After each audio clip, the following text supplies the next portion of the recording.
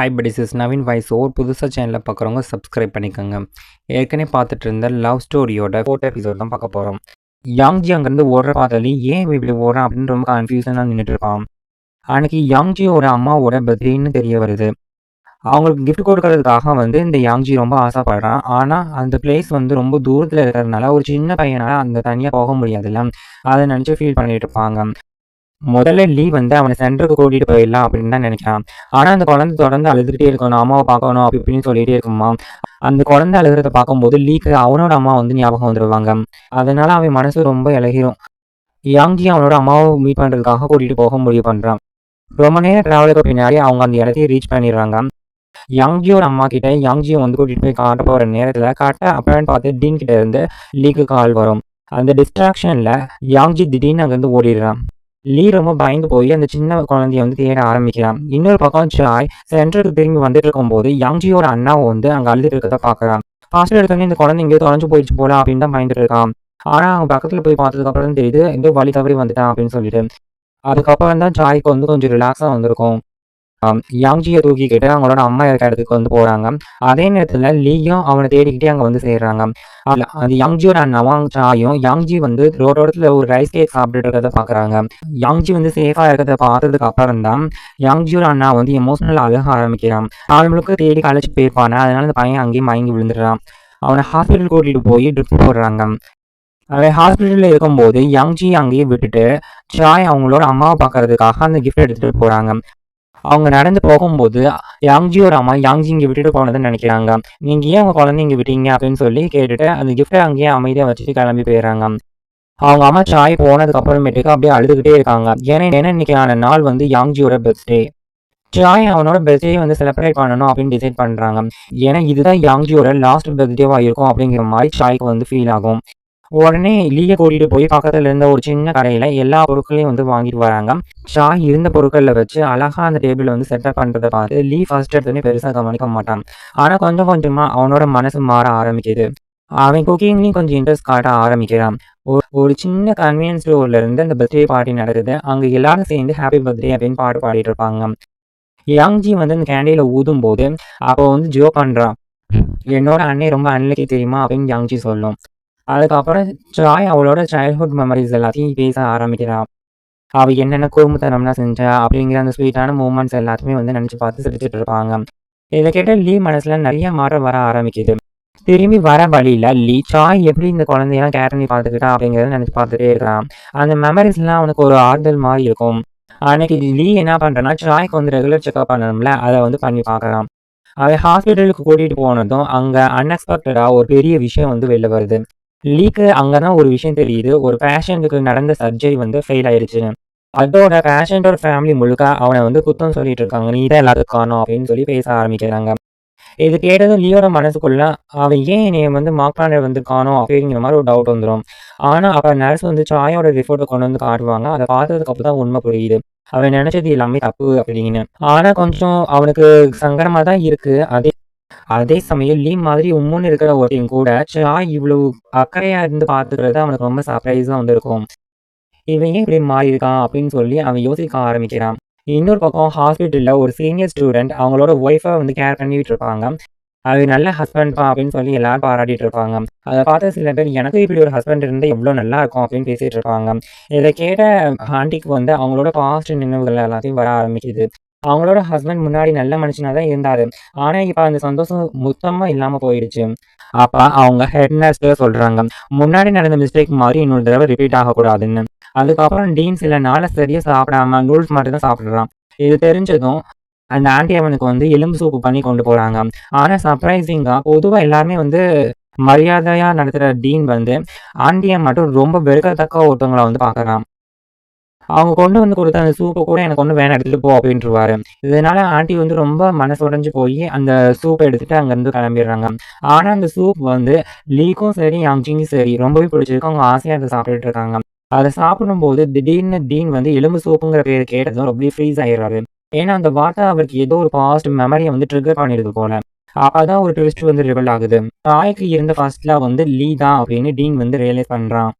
அதே நேரத்தில் சாய் வெளியிலேருந்து சாப்பாடு வாங்கிட்டு திரும்ப வராங்க. அப்போ திடீர்னு நிலநடுக்கம் வரப்போகுது அப்படிங்கிற மாதிரி வார்னிங் நியூஸ் கேட்டு அவங்களுக்கு பாஸ்ட்ல நடந்த அந்த பயங்கரமான நிகழ்வு வந்து ஞாபகத்துக்கு வருது. அதனால ஹீரோயின் ரொம்ப பயந்து போய் உடனே கார் டிரைவர் வந்து காரை நிறுத்த சொல்லிட்டு அங்கேருந்து இறங்கிடுவாங்க. ஆனால் அவங்களோட ஃபோனு பர்ஸு எல்லாத்தையும் பஸ்லேயே விட்டுறாங்க. அவங்க அவங்களுக்கு ஹெல்ப் பண்ணுறதுக்கு யாருமே இல்லாமல் நிற்கும் போது லீ அந்த வழியாக பாஸ் பண்ணி போகிறான். அதே நேரத்தில் சோஷியல் ப்ரொடக்ஷன் சென்டருக்கு திரும்பி போனதுக்கப்புறம் லீ வந்து சரி சாயை போய் பார்க்கலாம் அப்படின்னு சொல்லிட்டு கிச்சனுக்கு போய் சாயை வந்து கூப்பிடுறான். ஆனால் அங்கே இருக்கவங்க சாய் இன்னும் திரும்ப வரல அப்படின்னு சொல்கிறாங்க. இது கேட்டது லீ உடனே காரை எடுத்துகிட்டு அவளை தேடி கிளம்புறான். லீ சாயை ஒரு இடம் கூட விடாமல் தேடிக்கிட்டு இருக்கான். ஆனால் எங்கே தேடியுமே அவளை வந்து கண்டுபிடிக்க முடியல. கடைசியாக சோஷியல் ப்ரொடக்ஷன் சென்டர் பக்கம் போனப்போ தான் சாய் வந்து இன்க்ரீடியன்ஸ் எல்லாம் ப்ரிப்பேர் பண்ணிட்டு இருக்கிறத பார்க்குறான்.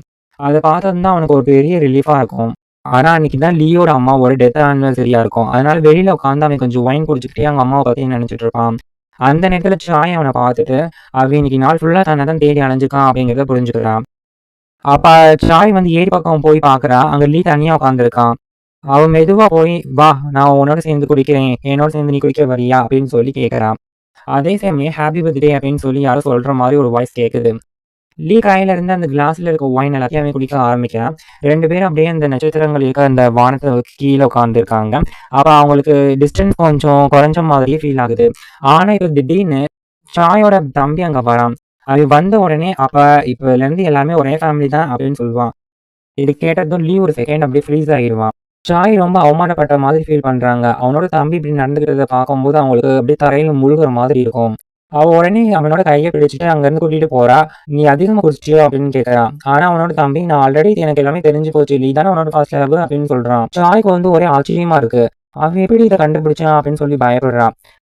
சாயோட தம்பி லீ முன்னாடி எந்த பிரச்சனையும் பண்ணக்கூடாது அப்படிங்கிறதுக்காக அக்கா சொல்கிறதுக்காக பணம் கொடுக்கறது கூட சாய் தயாராக இருப்பான்.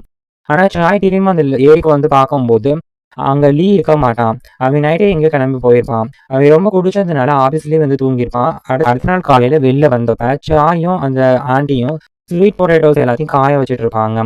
அவங்க அந்த ஸ்வீட் பொட்டேட்டோவை வச்சு நூடுல்ஸ் மேக் பண்ண போகிறாங்க அப்படிங்கிறது தெரிய வருது. லீகோ அந்த நூடுல்ஸை வந்து கொண்டு வந்து கொடுக்குறாங்க. அதை சாப்பிடும்போது அவனுக்கு எங்கேயோ பழைய நினைவுகள்லாம் வருது. எக்ஸாக்டாக இந்த டேஸ்ட்டை வந்து இதுக்கு முன்னாடி டேஸ்ட் பண்ண மாதிரி ஒரு ஃபீல் வந்து அவனுக்கு ஆகுது. அவனோட சின்ன வயசுல அவன் சாப்பிட்ட அந்த சாப்பாடு தான் அது. அதோட அவனுக்கு அவனோட அம்மாவோட அந்த வலி நிறைந்த நினைவுகள் வந்து வர ஆரம்பிக்குது. அவன் உடனே சாய் கிட்ட நீ என்னோட சேர்ந்து சாப்பிட்றியா அப்படின்னு கேட்குறான். ஆனால் அதுக்கு சாய் நான் கொஞ்சம் நேரம் கழிச்சு ஆண்டி கூட சேர்ந்து சாப்பிடுவேன் அப்படின்னு சொல்கிறான். ஆஞ்சன் தான் எடுத்து லீ சாப்பிட்டுட்டு இருக்கான். அதுக்குள்ளேயும் லீக்கு எமர்ஜென்சி கால் வருது. உடனே அவன் அங்கேருந்து கிளம்பி போகணும். அங்கே ஒரு ஆண்டிக்கு வந்து அலர்ஜிக் ரியாக்ஷன் ஆயிடுச்சு. அவங்களோட ஹஸ்பண்ட் வந்து அவங்கள உடனே ஹாஸ்பிட்டல் கூட்டிகிட்டு போகிறாங்க. அதை பார்த்த லீக்கு வந்து கொஞ்சம் கில்ட்டியாக ஃபீல் ஆகுது. லீ என்னதான் எக்ஸ்பிளைன் பண்ண ட்ரை பண்ணாலும் அந்த பேஷண்டோட ஹஸ்பண்ட் வந்து நம்ம லீயை வந்து கிண்டல் பண்ணுற மாதிரி பேசுவான். மற்றவங்களை காப்பாற்றுற டாக்டர் நீ உன்னையாலே காப்பாற்றிக்க முடியலையே அப்படின்னு சொல்கிற மாதிரி கிண்டல் பண்ணிட்டு இருப்பாரு. அந்த வார்த்தைகள் எல்லாம் லீயோட மனசில் ரொம்ப டீப்பாக போய் பாதிச்சிருது. அவனோட கைகள்லாம் அப்படியே அப்படியே நடுங்க ஆரம்பிச்சிருது. முன்னாடி நடந்த அந்த பேஷண்டோட டெத்தும் அவனுக்கு நினைவுக்கு வருது. அதெல்லாம் சேர்ந்து அவனை போட்டு ரொம்ப கஷ்டப்படுத்துது. அதனால் லீ வந்து ரொம்ப மனசு கஷ்டமாக இருக்கும். அதே நேரத்தில் சீனியர் ஹைரின் கிட்ட இருந்து லீக்கு வந்து கால் வருது. அவள் லாஸ்ட் டைம் கிஃப்ட் எடுத்துகிட்டு வந்ததுக்கு ரொம்ப ஹாப்பியாக இருந்ததுனால இப்போ மறுபடியும் லீயை வந்து சென்டருக்கு வந்து இன்வைட் பண்ணுறாங்க. ஸோ லீக்கு ஒரு பக்கம் இது சந்தோஷமாக இருந்தாலும் ஒரு பக்கம் ரொம்ப நர்வஸாக இருக்கும். ஏன்னா அவனுக்கு ஹைஸ்கூலில் இருந்தே அந்த ஹைரின் மேலே ஒரு க்ரஷ் இருக்குது. இன்னொரு பக்கம் சாய் அந்த ஹைரினுக்கு மேக்கப் போட்டுட்டு இருக்கிறதான் காட்டுவாங்க. அவளோட கண்ணு சரியாக தெரியலனாலும் லீ அவளை அந்த கண்டிஷனில் பார்க்குறது அவளுக்கு பிடிக்கல. அதனால தான் அவள் ரொம்ப கேர்ஃபுல்லாக மேக்கப் எல்லாத்தையும் ரிமூவ் பண்ணிவிட்டு ப்ராப்பர் அவுட்ஃபிட்லாம் போட்டு ரெடியாக இருக்கா. ஹைரின் அந்த ஸ்டஃபியான ரூம்ல இருக்க விரும்பல. அதனால எனக்கு ஏரி பக்கம் கூட்டிட்டு போ அப்படின்னு சொல்றான். வந்தோடனே ஜியானை வந்து மீட் பண்ணணும் அப்படிங்கிற மாதிரி சொல்றான். அதனால 3 பேரும் அப்படியே அந்த ஃப்ரெஷ்ஷான காற்றை வாங்கிட்டே வெளில போறாங்க. அந்த ஒரு மூமெண்ட்ல ஹைரினோட மூடு கொஞ்சம் இம்ப்ரூவ் ஆக ஆரம்பிக்குது. அவளுக்கு பழைய லைஃப்ல நடந்த அந்த விஷயங்கள் அந்த மெமரிஸ் எல்லாமே வருது. அவள் லீ எப்பவுமே வேலையில வந்து பிஸியா இருந்த நாட்கள் அது. அதே சமயம் லீ வந்து பொக்கையை எடுத்துக்கிட்டு அங்க வரதை பாக்குறாங்க. சாய் வந்து அமைதியா அங்கிருந்து விலகி போயிடுறா. அவங்க 2 பேரும் தனியா பேசிக்கிட்டோம் அப்படின்னு சொல்லிட்டு அவங்களுக்கு வழி விட்டுட்டு ஒதுங்கிக்கிறா. கொஞ்ச நேரம் கழிச்சு அவ தோட்டத்து பக்கமா வரும்போது ஹைரின் பேசுறது எல்லாமே கொஞ்சம் வித்தியாசமா இருக்க மாதிரி அவளுக்கு ஃபீல் ஆகுது. அதே சமயம் ஹாஸ்பிட்டல்ல கிளீனிங் நடந்துட்டு இருக்கும்போது ஒரு நர்ஸ் ஒருத்தவங்க ஹைரினோட பில்லோக்கு கீழே தூக்க மாட்டல இருக்கிறத வந்து கண்டுபிடிக்கிறாங்க.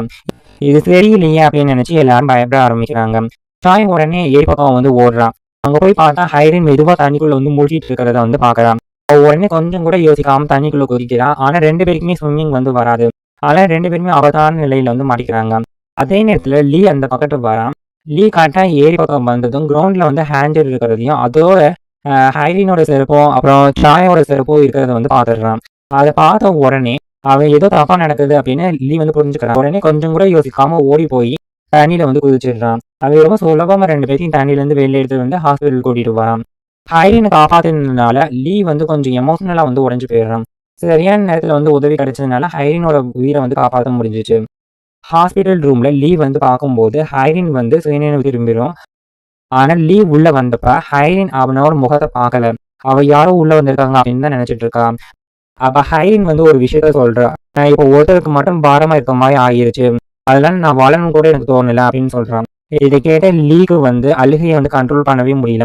அவன் அப்படியே அழுதுகிட்டே இனிமேல் உன்னை வெறுக்கவே மாட்டேன். நீ இறந்தா கூட நான் உன்னை வெறுக்கவே மாட்டேன் அப்படின்னு சொல்றான். அதே சமயம் நான் உன்னோட புணர்வுக்கு வர மாட்டேன். ஒரு சில தண்ணீர் கூட உனக்காக விட மாட்டேன் அப்படின்னு சொல்லிட்டு லீ அங்கிருந்து வெளில போயிடுறான். இந்த வார்த்தைகளோட அவன் முழுக்க அப்படியே எமோஷனலா அப்படியே ஊர்வலஞ்சு போயிடுறான். ரொம்ப ஃபீல் பண்ணிட்டு இருப்பான். இன்னொரு பக்கம் சாய் முழுக்க நனைஞ்சு போயிருப்பாங்களா, அந்த அதிர்ச்சியிலே கிச்சன் பக்கம் போறாங்க.